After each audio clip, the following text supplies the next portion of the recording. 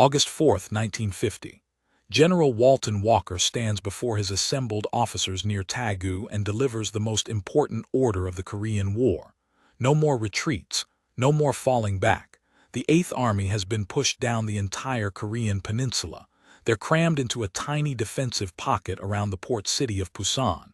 Behind them is the sea. In front of them is the entire North Korean People's Army. And Walker tells them, there will be no more retreating. There is no line behind us to which we can retreat. We must fight until the end. If some of us must die, we will die fighting together. He doesn't say it, but everyone knows. If the Pusan Perimeter falls, the war is over. South Korea ceases to exist. The United States suffers its most humiliating military defeat since the founding of the nation. Everything depends on the next 88 days. Welcome to the Pusan Perimeter, the most desperate, important defensive stand in American military history. You know the war started badly for UN forces. You know about Task Force Smith getting torn apart. But what you might not fully understand is how close, how terrifyingly close, the entire effort came to complete collapse. For 88 days, from August 1st to September 15th, 1950, UN forces held a shrinking perimeter around Pusan, while North Korean forces threw everything they had at breaking through. And multiple times, they almost succeeded. This is the story of those 88 days. The story of men fighting with their backs to the sea. The story of a defensive line that bent but never broke. The story of how South Korea survived by the thinnest of margins. Let me set this up for you. By late July 1950, the situation in Korea is catastrophic. The North Korean invasion on June 25th caught everyone by surprise. The South Korean army collapsed almost immediately. American forces rushed from Japan were undermanned, under-equipped, and unprepared. Unit after unit was thrown into the fight and chewed up. The story was always the same. Establish a defensive line, get hit by North Korean armor and infantry, suffer heavy casualties, retreat. Establish a new line further south. Get hit again, retreat again. The North Koreans had momentum, numbers, and excellent Soviet equipment. The T-34 tanks that had demolished Task Force Smith's anti-tank weapons continued to dominate. North Korean infantry was well-trained, motivated, and aggressive. And they were winning. Every day, they pushed UN forces further south. Every day, South Korea got smaller. By the end of July, UN forces are compressed into a roughly rectangular area in the southeastern corner of Korea. The Naktung River forms the western boundary. Mountains and the sea form the eastern boundary. The Pusan port is at the southern tip. This area, about 50 miles by 80 miles, becomes known as the Pusan Perimeter, and it's the last defensible position. If the North Koreans break through here, there's nowhere else to go except into the ocean. General Walker takes command of the defensive effort. He's a World War II veteran, served under Patton, knows how to fight. But he's facing an almost impossible situation. He's got the Eighth Army, which has been battered and is under strength from weeks of retreating. He's got what's left of the South Korean army, brave but poorly equipped and demoralized. He's got a few British and other UN forces that are just starting to arrive. Total, maybe 92,000 combat troops. Against them, somewhere between 70,000 and 98,000 North Korean troops, with more coming. The math is bad, but the terrain is manageable if you use it right. The Naktung River is a natural barrier on the west. The mountains in the north and east channel enemy attacks into predictable routes. If UN forces can hold the key positions along the perimeter, they can prevent a breakthrough. That's the theory. Reality is going to be much harder. August 1st, 1950. The first major North Korean assault hits the perimeter. They're trying to cross the Naktung River at multiple points and break through to Pusan. If they can get armor across the river, they can roll up the defensive line. The U.S. 25th Infantry Division is holding the western sector. They're spread thin. Every position matters. North Korean forces hit the 25th Division hard. They get troops across the Naktung at several points. Some positions are overrun. The division starts to buckle. Artillery support and airstrikes slow the North Koreans but don't stop them.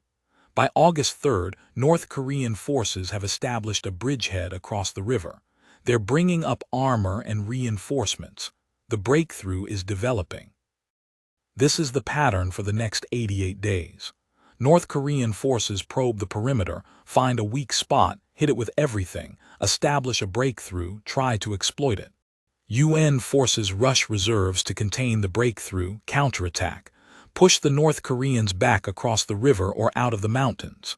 Then both sides pause, regroup, and do it all again. But each time it's desperate. Each time the breakthrough gets a little deeper before it's contained. Each time more men die. And each time the defenders wonder if this is the one that they can't stop. August 6th through 19th. The Battle of the Naktung Bulge. This is the first crisis point where the Pusan Perimeter almost falls. North Korean forces cross the Naktung in strength and push several miles into UN territory, creating a bulge in the defensive line. They're threatening the road networks that UN forces need to move troops and supplies. If the bulge isn't eliminated, the entire western sector could collapse. The 24th Infantry Division counterattacks. It's brutal grinding combat, attacking uphill against entrenched North Korean positions, taking casualties with every yard gained, but they push the North Koreans back. By August 19th, the bulge is eliminated, but at tremendous cost. The 24th Division suffers over 1,500 casualties. The North Koreans lose more, thousands killed, but they keep coming. Private First Class Charles Rangel, yes, the future congressman, was there with the 2nd Infantry Division. In interviews decades later, he described the Naktung Bulge as the most terrifying experience of his life. He said you knew that if the line broke, there was nowhere to go. You fought knowing that retreat meant death or capture. That knowledge made men fight harder, but it also made the fear worse. Every night you went asleep wondering if tomorrow was the day the line would break. August 31st through September 5th. The next crisis. North Korean forces attack the northern sector of the perimeter near Taegu. Taegu is critical. It's a major road junction and communications center. If it falls, the perimeter is cut in half. The fighting around Taegu becomes some of the most intense of the entire battle. Artillery fire is continuous. Airstrikes pound North Korean positions around the clock. Infantry combat is close range and vicious. The South Korean 1st Division, fighting alongside American units, holds the line at Taegu. They take horrific casualties but don't break. North Korean forces get to within a few miles of the city. You can hear the fighting from downtown Taegu. Civilians are evacuating. Everyone knows that if the North Koreans take Taegu, it's over, but the line holds, just barely. By September 5th, the North Korean offensive stalls. They've taken too many casualties. They can't sustain the attack. But here's the thing. Every time the North Koreans attack, they get closer to breaking through. Every defensive success costs the UN forces men and material they can't easily replace. The perimeter is getting weaker with each battle, and the North Koreans show no signs of stopping. Throughout August and into September, it's not just the major battles. It's constant pressure everywhere. Patrols clash in no man's land. Artillery duels go on day and night. North Korean infiltrators try to get through the lines. UN forces are stretched so thin that there are gaps in the defensive line, areas where there simply aren't enough troops to man every position. Those gaps have to be covered by patrols and prayer. The soldiers on the perimeter are exhausted. They've been fighting or on alert for weeks. Sleep is sporadic. Food is often cold rations eaten in foxholes. Water is scarce in some areas. Medical facilities are overwhelmed with casualties. And the heat, August in Korea, is brutally hot and humid. Men are collapsing from heat exhaustion on top of combat injuries. But they keep fighting because they have no choice. Walker's order was clear: stand or die. There's no fallback position. Evacuation by sea is theoretically possible, but it would be a disaster. trying to withdraw thousands of troops under fire through the port of Pusan with North Korean forces pursuing. It would be a slaughter. Everyone knows it. So they stand. The role of air power during the Pusan Perimeter cannot be overstated. UN air forces, primarily American, but with British and other nations contributing, have complete air superiority. North Korean forces can't move during the day without being attacked. Every column on every road is a target. Fighter bombers strafe and bomb continuously. B-29s drop massive bomb loads on North Korean positions and supply routes. This air power is what keeps the perimeter from collapsing. Every time North Korean forces mass for an attack, air strikes hit them. Every time they try to bring up supplies and reinforcements, aircraft destroy the convoys. Without air superiority, the perimeter would have fallen in the first week. With it, the defenders have a chance. But air power alone can't win. At some point, infantry has to hold ground. And that's what the men in the foxholes do, day after day, night after night. Let me tell you about a specific incident that shows you what it was like. September 2nd, a company from the 9th Infantry Regiment is holding a hill position in the northern sector. They're down to maybe 80 men from losses. North Korean forces attack at dawn, wave after wave.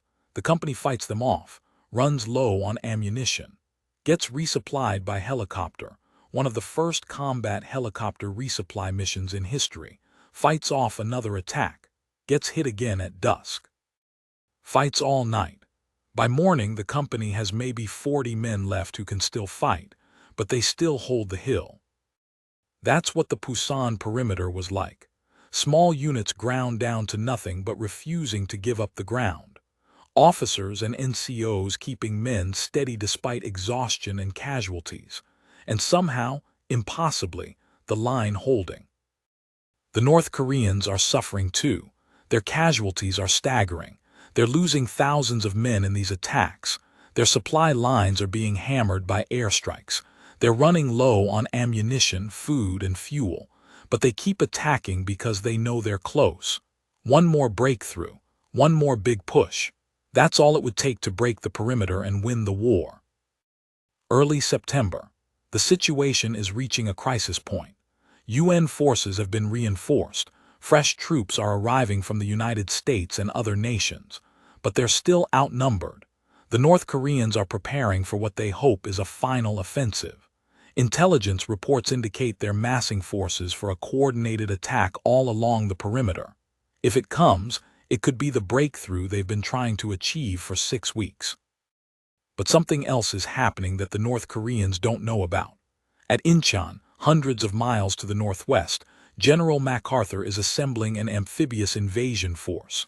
The plan is to land at Inchon, retake Seoul, and cut the North Korean supply lines. If it works, every North Korean soldier at the Pusan Perimeter will be cut off and surrounded. But the invasion can't happen until mid-September. The Pusan Perimeter has to hold until then. September 7th through 13th. The final North Korean offensive hits the perimeter. It's desperate and all out. They're attacking everywhere simultaneously. The Naktong Front, the northern mountains, every sector. They're trying to overwhelm the defenders through sheer weight of numbers and violence. The fighting reaches a crescendo. Artillery fires at maximum rate. Air strikes are continuous. Infantry combat is constant. The North Koreans break through in several places. UN forces commit every available reserve to contain the breakthroughs. There are no more reserves. If another breakthrough develops, there's nothing to stop it.